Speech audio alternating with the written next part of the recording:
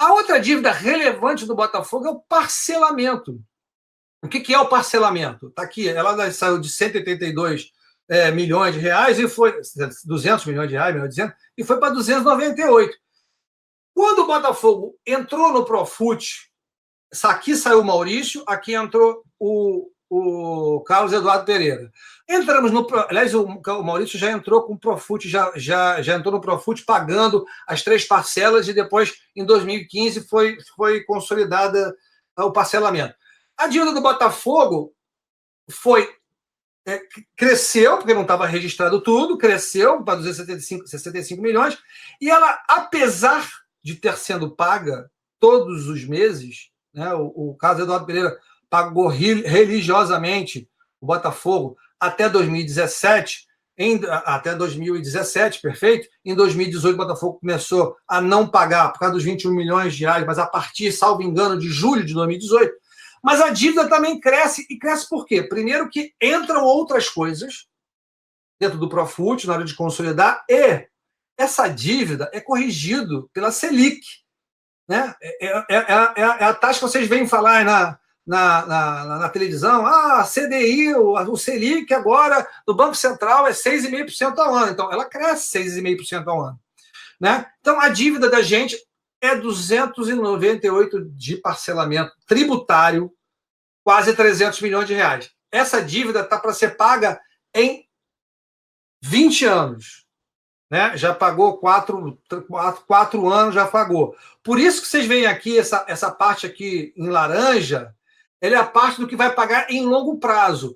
O que está aqui em branquinho, aqui, ó, 15.905, é o que o Botafogo tem que pagar em 2019, porque em 2019 o Botafogo vai ter que pagar 15 milhões de Profut, vai ter que pagar 67 milhões aqui, ó, de dívida de empréstimo no curto prazo, e vai ter que pagar em acordos, e aqui aquele acordo trabalhista, o principal efeito aqui, levando em consideração também que está pagando, e conforme vai pagando, como não é corrigido, vamos dizer assim, o Botafogo consegue reduzir a dívida, apesar de ter entrado dívida civil aqui também, mas existe uma redução, mas o Botafogo tem que pagar em 2019 28 milhões de reais. Então, 28 com 15, já chegamos aqui a um total de 43.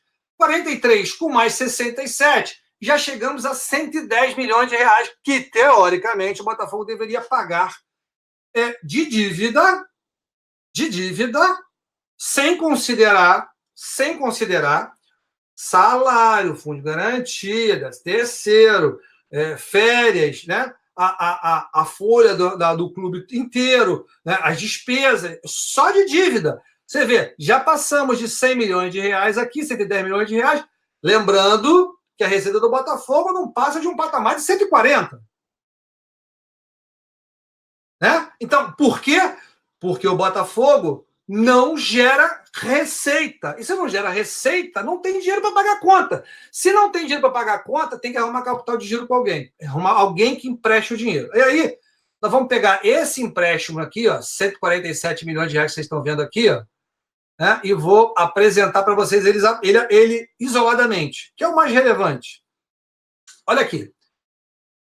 Curto prazo é tudo que está em preto aqui. Ó. A dívida do Botafogo era toda vencida, toda em 2014, do Maurício Assunção, estava quebrado.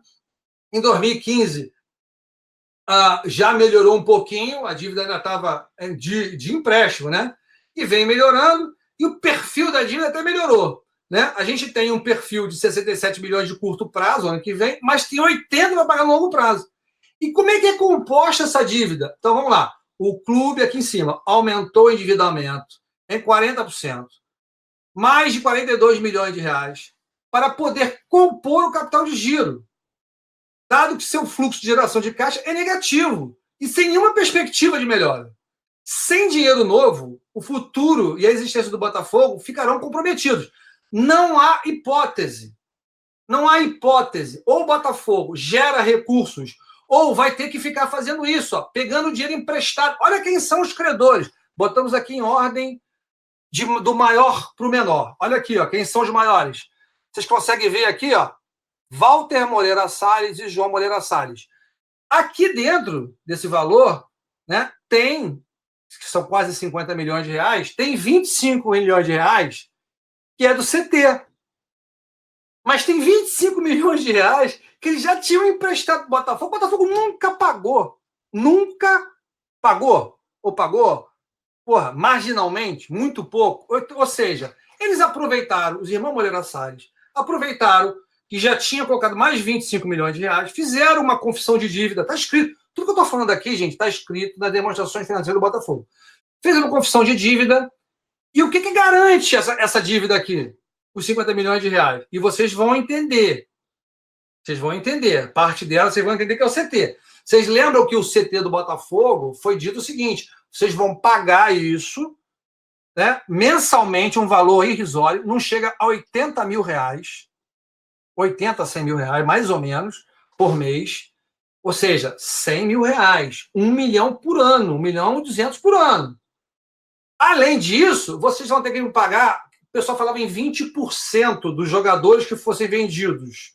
Né? Alguns, a gente no início achou que era só da base, mas não, é da base ou de qualquer jogador que foi vendido a partir da assinatura do contrato. E não são 20%, são 18%.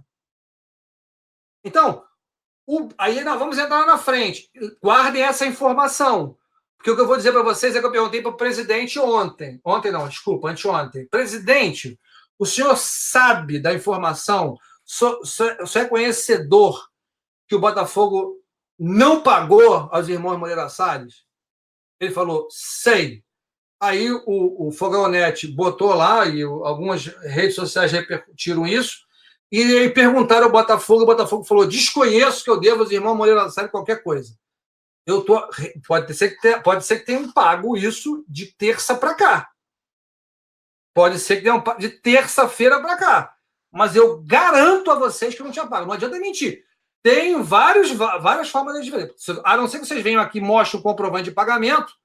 Né? Lá, quando eu for falar dos irmãos Moreira Salles, eu vou falar sobre CT e vou dizer sobre esse problema.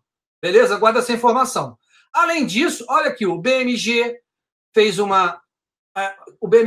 aqui ó, uma antecipação para o Botafogo a uma taxa de juros de 1,36% ao mês. Essa taxa de juros aqui, gente, é o dobro, é 200% do CDI. Sabe aquela dívida que o Botafogo paga lá, uma Selic? Essa aqui é 2 vezes aquilo. 2 vezes aquilo. Ou seja, é como se você estivesse pegando um cheque especial, ok? Porque não tem dinheiro, você antecipa alguma coisa, tem que pagar caro por isso. Um terceiro valor que deve, aí não tem nada a ver com eu estou falando aqui, só para deixar claro, eu não estou dizendo que a dívida toda foi constituída pelo Mar Botafogo, ok? A dívida do Botafogo, beleza? Olha aqui, ó, Clube dos 13, não tem nem data de vencimento. Isso aqui já deveria até ter baixado mesmo, porque não sei nem se existe processo, mas o fato é que não vai pagar nunca isso, não existe nem mais Clube dos 13, salvo engano. Mas está lá parado, porque deve nunca pagou, pegou um dinheiro adiantado, não sei se foi o Maurício, se foi para trás do Maurício, deve ter sido o Maurício, eu não sei. O fato é que o Botafogo pegou um dinheiro emprestado e não pagou. E pelo que eu estou vendo, não vai pagar. Né? Apareceu um senhor chamado Marcos Vinícius Secundino, né? Que também emprestou, ou seja, aumentou aqui, tem CDI, eu não vou falar se o Secundino ele é dono de empresa, mas eu não tenho certeza se é banco ou não, tá? Eu não vou saber quem é, mas é um botafoguense que ajudou no Botafogo e está cobrando aqui, ó, 100% CDI, que é aquela Selic que eu falei. Mas tem o Montenegro aqui, ó, olha o nosso amigo Montenegro, pegou 11 milhões de reais e antecipou, que é o Campeonato Carioca. Antecipou para pagamento agora em abril. Será que o que vai acontecer? Se, e somente se, o Botafogo não tiver recebido nada, a federação, ou TV, eu não sei, mas acho que é a federação, vai pagar ao senhor Montenegro os 11 milhões de reais. E ele fez isso, mesmo por um curto prazo, uma taxa de 1,40% ao mês. Ou seja, o dobro do que é o Selic, que é 100% do CDI. Montenegro emprestou dinheiro, tá certo? Não estou dizendo que ele tem que dar, ao contrário, há uma taxa que é de um risco que o Botafogo tem mesmo. Por quê? Além disso, a gente tem o Banco da Ecoval, que também fez a mesma coisa, antecipação de recebíveis, ou seja, o Botafogo está só antecipando receitas futuras. E vai antecipando, e vai botando aqui, tá certo? Aí aparecem algumas coisas interessantes. O Modal tem 8 milhões de reais, depois a CBF emprestou 5 milhões de reais, a EFEST Consultoria também tem 5 milhões de reais, e olha o vencimento dela. Está vencida desde julho de 2015, amigo. O Marcos Vinícius Secundino está vencida desde 2015. A gente não paga. A gente não paga. Se pagasse, estava quebrado antes. A gente não paga. É duro a realidade. Aí tem esses dois senhores. Isso aqui é interessante. Guarda esses dois nomes. O senhor Clóvis Eduardo, o senhor Diniz Ferreira. Eles emprestaram agora, totalizando os dois juntos, 6 milhões e 200 mil reais. Olha o vencimento que ele botou para pagar. 2029. Estamos daqui a 10 anos o Botafogo vai pagar. Daqui a 10 anos o Botafogo vai pagando, só vai parar de pagar daqui a 10 anos. Isso é coisa pela inflação, IPCA. O Botafogo paga a inflação. Isso é dinheiro que nem pai empresta para o filho. Pai, se empresta para o filho, vai querer cobrar um pouco mais do que isso, talvez poupança. Vai dizer, o IPCA muitas vezes é menor do que a poupança. Esses dois senhores, o senhor Clóvis Eduardo e o senhor Diniz Ferreira, eles são sócios do Banco Modal. Né? São possíveis, no meu entendimento, parceiros num futuro, caso esse negócio dos irmãos Moreira Salles vá à frente, porque eles botaram 6 milhões de reais na pessoa física deles. Tem o senhor Carlos Leite, que alguns conhecem, que é um empresário, tem uma empresa de fomento e assim sucessivamente tem a FERJ aqui. Resultado, o Botafogo deve 147 milhões de reais de empréstimo, 167 milhões no curto prazo para pagar. Espero que tenha ficado claro, essas informações são importantes.